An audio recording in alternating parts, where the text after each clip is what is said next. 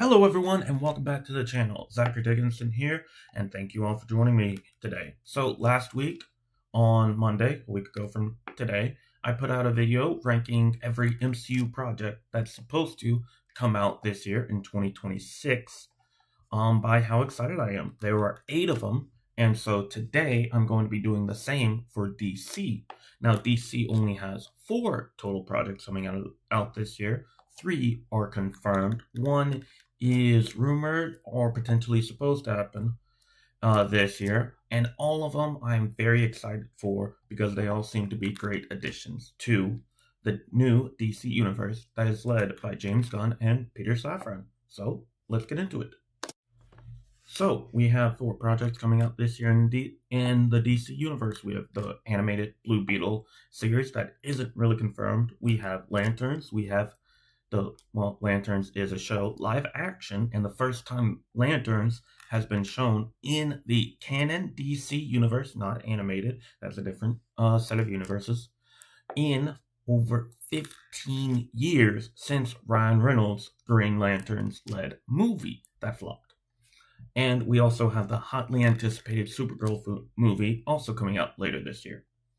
So now then, we have 4 projects, and so coming in at number 4 is obviously the Blue Beetle animated show, since it's not really confirmed or we don't know too much about it to be coming out this year, but I'm still very hyped about it. I loved the Blue Beetle movie. I think it's a great idea and great decision to move it into animation. I would have loved an animated movie, but I understand for a show, it takes a lot of development as a character for Blue Beetle, and we also need more background on the other Blue Beetles before Jaime Reyes. I love the actor they picked for Jaime, and I really did like the first Blue Beetle movie. I hope there's more, but I understand the decision why they didn't go for another movie. After what recently did happen with other DC movies, they're hoping with this show it will do better. And similar to like the Lantern constructs that are hard to like animate or do CGI with, that's very similar because Blue Beetle can shape and morph himself into very different parts like wings and like different blaster things like Cyborg. So I understand, and I can't wait and see what the next part, the next chapter this in stores for Jaime Reyes. Okay, so now that number 4 is Blue Beetle, number 3 is the hotly anticipated Lantern show coming out this summer. I wish it came out earlier.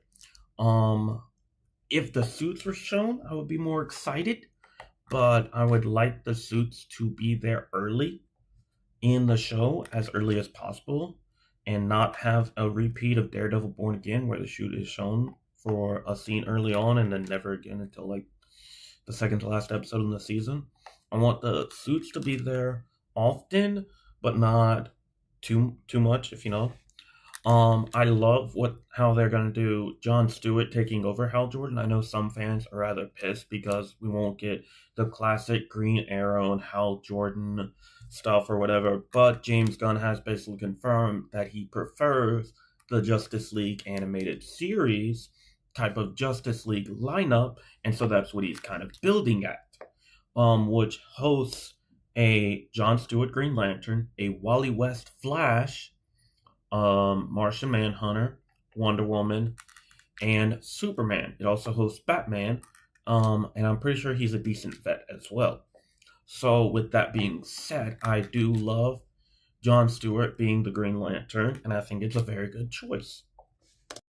So now coming in at number 2, we have the movie that has been kept under wraps, reportedly only has a $40 million budget, so it's very, very low budget, but everyone is hyped about, and that is the relatively unknown Clayface movie. I say unknown because we don't really know too much about it outside Clayface's actor, maybe the writer and director, and that's about it. And obviously it takes place in Gotham. We've gotten a few set photos from their Gotham in like the UK, but we don't know anything about it, and I love that.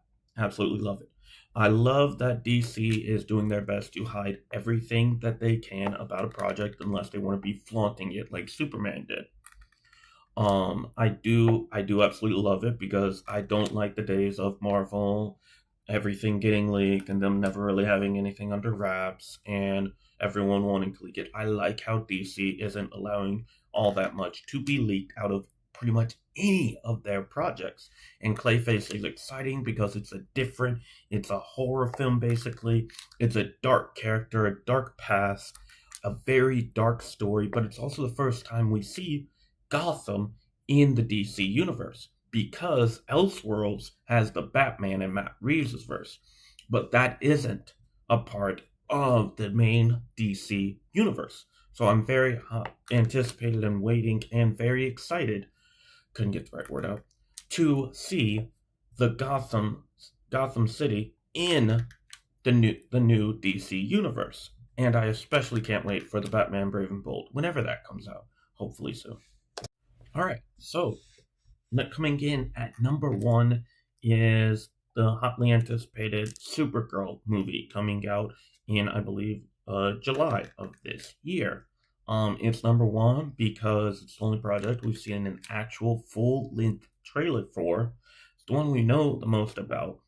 And overall, I'm just very excited for this different version of Supergirl than we've ever seen before, because this version of Supergirl grew up on like a rock of Krypton or something to that degree, and mostly grew up outer space and has hardly ever been to Earth.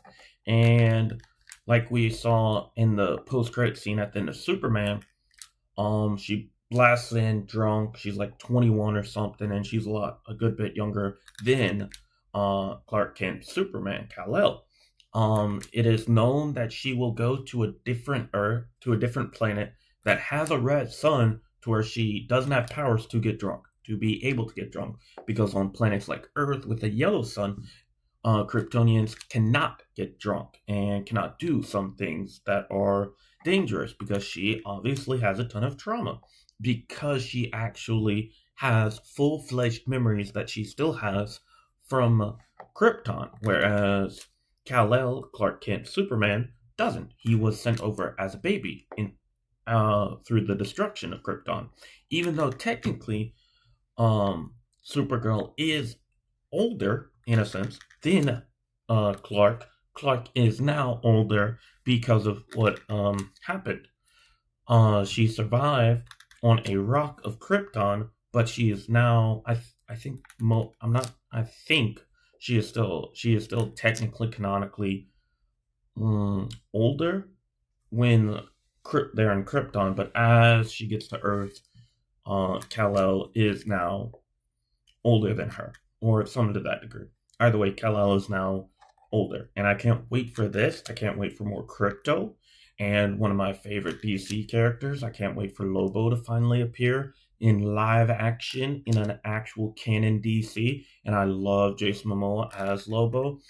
I feel like his Aquaman was good, but it was just a prelude to an unleashed, unhinged Lobo that we just love to see in DC. Okay, so that is my ranking for all 4 of the upcoming DC Universe projects coming out this year in 2026. Only 4 of them. I would like there to be more, but they're slowly building up to that. And hope you stayed all the way through, and thank you all for watching. Have a good one. Bless you.